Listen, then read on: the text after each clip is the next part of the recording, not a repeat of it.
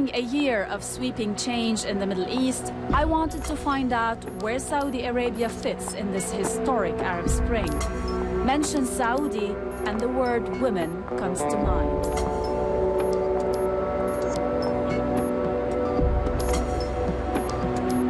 In June 2011, women activists here started an online campaign on Twitter, Facebook, and YouTube, demanding the right to take the wheel.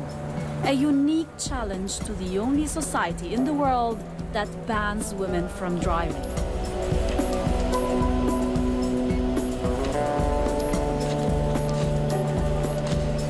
I went to the traditionally liberal city of Jeddah, where many women are speaking out.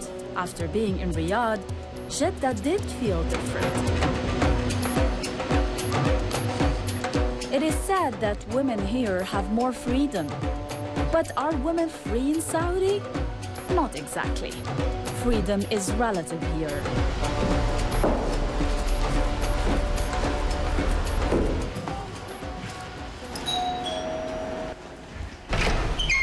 I will answer in Arabic. Hello. How are you? I'm fine. Thank you for having us. I went to meet Nijlaء Hariri, a Saudi woman who took to the wheel several times in Jeddah before she was stopped by police, summoned to the General Prosecutor's office, and forced to sign a pledge not to drive again.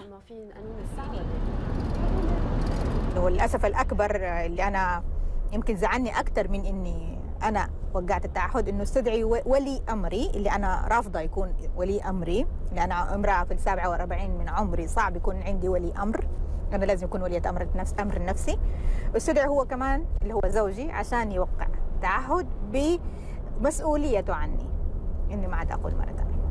محرج جدا ومهين للكرامة، مهين للكرامة.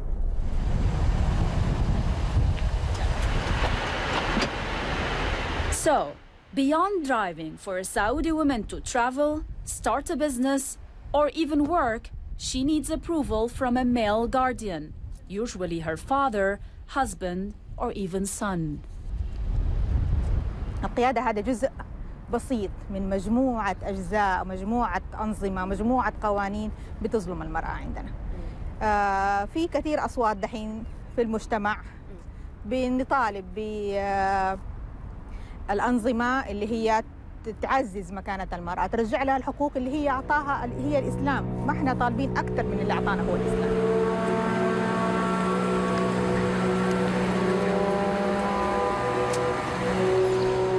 My next visit was to a Saudi woman who has put the judicial system to test. Samar Badawi was physically abused by her father, her legal guardian. دخلت مكسورة، يعني كتير تأذيت لما أنا دخلت السجن، بس طلعت أنا جدا منتصرة. At 25, Samar stood up to her abusive father and filed suit asking a court to strip him of guardianship. It took a fierce legal battle, 7 months of imprisonment, an online campaign, and pressure from the highest authorities urging the judge to free Samar. ولا القانون عندنا منصف جدا، ولا لو ما هو منصف أنا خلعت ولاية والدي وأسقطت ولايته. She also won her freedom and the right to choose her own husband, but Samar wasn't finished. خرجت من السجن، رفعت قضية ضد وزارة الشؤون البلدية والقروية حتى إنه يحق للمرأة السعودية أن تكون في الانتخابات البلدية. رفعت قضية ضد وزارة الداخلية إنه المرأة لازم إنها تقود. إذن القانون معايا، بس أنا لازم أعرف هذا القانون.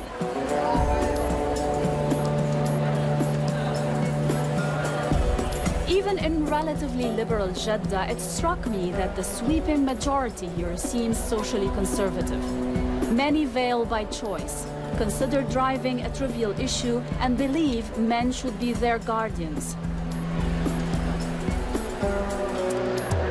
والعلاقة بين المرأة والرجل في داخل الأسرة علاقة تكاملية وليس علاقة ندية، والرجل هو خادم للمرأة ومشرف لشؤونها في داخل المنزل وخارج المنزل. روضة اليوسف launched a campaign that she thinks reflects mainstream Saudi society, called My Guardian Knows Best, an online initiative that has given her fame and notoriety. Roضة thinks women's rights activists are an elite minority. المجتمع قاعد يفكر في أشياء أهم، المجتمع قاعد يفكر في لقمة عيشه. أنا بقول لك هذه مشكلة الشعب عنده مشكلة في السكن، عنده مشكلة في العمل، عنده مشكلة في البطالة، هذه المشكلة الأساسية اللي المفروض تتحل، مو رح نقعد نتكلم في قيادة سيارة.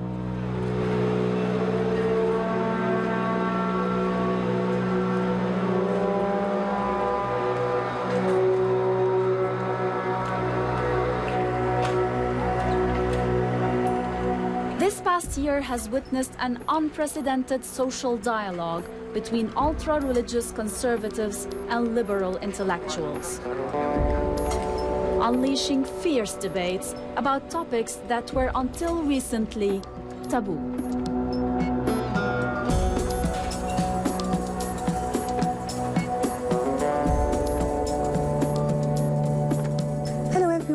Welcome once again to a new edition of Islam and Current Challenges. Innovation is the key to the future success of... At the studio in Radio Jeddah, I met a journalist who has written 2 books on women's empowerment. Who will change things for Saudi women? Is it Saudi women themselves or the regime and the system and the political system? I think the women are the engines for change.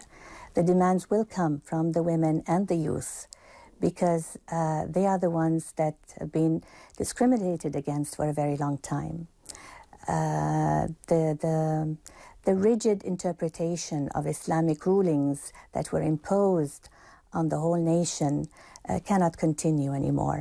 Samar says, as the world gets smaller, the younger generation is growing impatient.